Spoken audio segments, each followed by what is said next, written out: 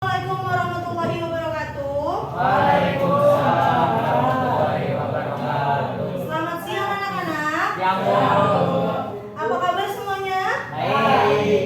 Baik. Sebelum kita memulai pembelajaran hari ini, ketua kelasnya dipimpin doa.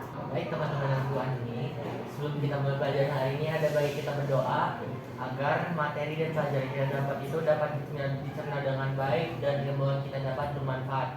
Berdoa menurut kepercayaan dan agama masing-masing. Berdoa mulai.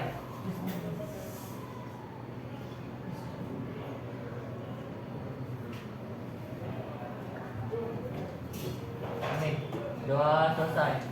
Memberi salam. Assalamualaikum warahmatullahi wabarakatuh. Waalaikumsalam warahmatullahi wabarakatuh. Sebelum kita memulai pelajaran hari ini, Ibu absen terlebih dahulu. Hari ini yang Ibu panggil tunjuk tangan ya. Aino Farha, Adik Amiko, tidak hadir. Kenapa tidak hadir? Oh, izin. Afan, Arjuna, Alfa Faiz, Azril, Daniel, Dani, Diana, Dimas, sakit. Terus Giska, sakit. Kayla, Kian, Meisha, kenapa tuh? Sakit. Muhammad Firdaus, Muhammad Reza, Nur Anissa, Rafa, Rido, Rudolf, hadir. Oke, hari ini kita belajar tentang puisi. Ibu mau nanya nih sebelumnya, kalian tuh tahu nggak puisi itu apa? Siapa? Ada yang bisa menjawab? Apa, Diana? Puisi itu tulisan indah. Tulisan indah, betul. Lagi Bu, Iya, Arjuna? tentang perasaan. Tentang perasaan. Terus, menurut kalian nih, kenapa puisi itu menggunakan kata-kata yang indah? Bu, Iya, Rido? agar enak dibaca. Betul sekali. Terus, untuk menyampaikan perasaan. untuk menyampaikan perasaan, ya benar. Jadi puisi itu ditulis menggunakan kata-kata indah untuk menyampaikan perasaan terhadap pembacanya, ya. Oke, lanjut kita ke materi. Oke, di sini tujuan pembelajaran hari ini Ibu menjelaskan pengertian dari puisi dengan tepat dan jelas, mengidentifikasi struktur fisik dan batin puisi, menganalisis contoh puisi berdasarkan struktur yang kita pelajari hari ini. Oke. Apa itu puisi? Puisi adalah bentuk-bentuk karya sastra yang menggunakan kata-kata indah dan kaya makna. Betul tadi yang disampaikan sama kalian. Puisi itu menggunakan kata-kata yang apa? Indah. Yang indah. Ada yang tahu nggak tujuan orang menulis puisi? Ada yang tahu? Kayla? Untuk mengekspresikan diri, betul sekali. Ada lagi yang bisa menjawab? Ya? Meluapkan emosi. Meluapkan emosi, betul. Terus di sini ada nggak yang tahu perbedaan puisi dengan cerita biasa? Bu.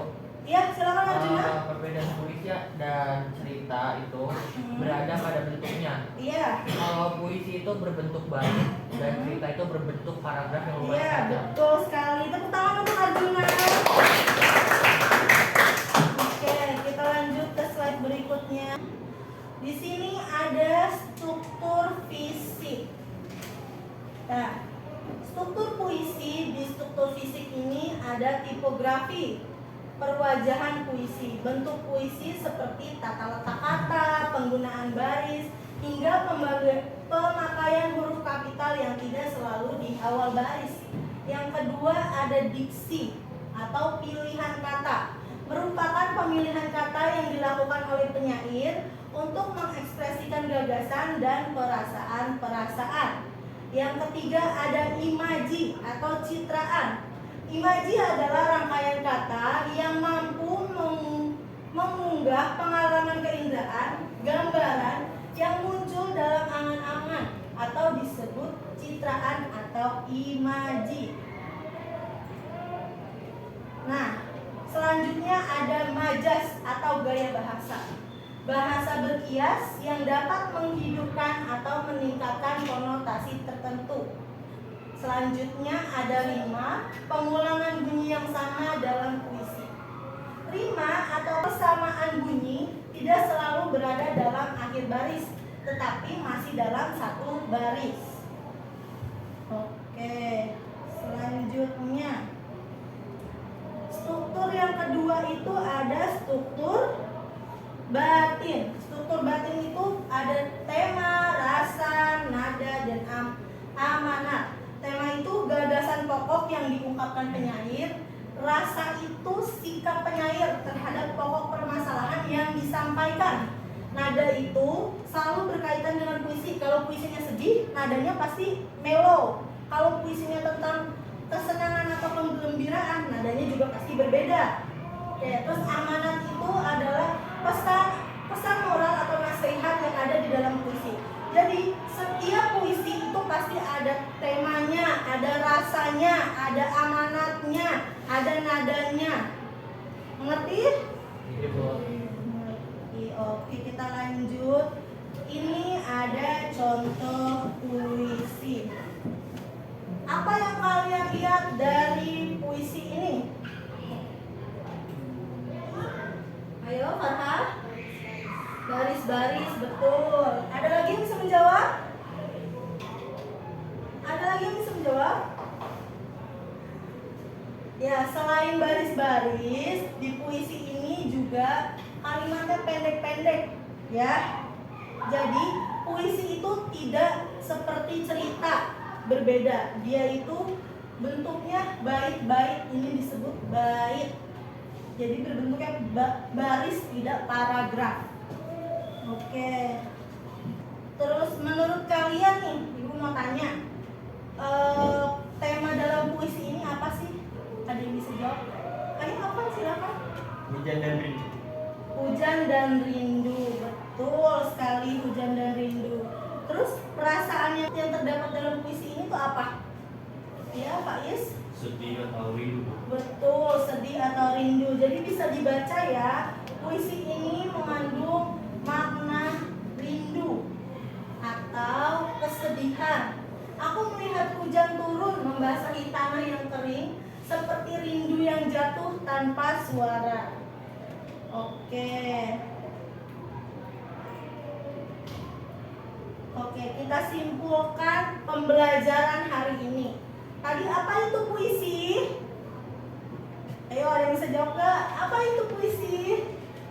Puisi adalah karya sastra yang menggunakan bahasa yang indah.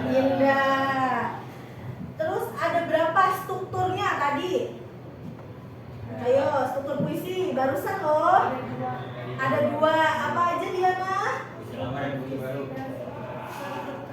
Betul, struktur fisik dan struktur batin. Dengan memahami puisi ini, kita jadi tahu makna yang terkandung dalam puisi, apa maksud dan tujuan penulis dalam menulis puisi, ya.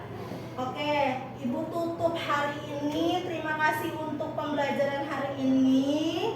Terima kasih juga untuk keaktifan kalian. Assalamualaikum warahmatullahi wabarakatuh. Dan ditutup dengan doa dari ketua kelas. Silahkan. Kita sudah belajar hari ini dan waktunya kita akhiri dengan doa. Alhamdulillah. Semoga ilmu kita dapat bisa dicerna dengan baik. Berdoa kepada channel masing-masing. Doa mulai.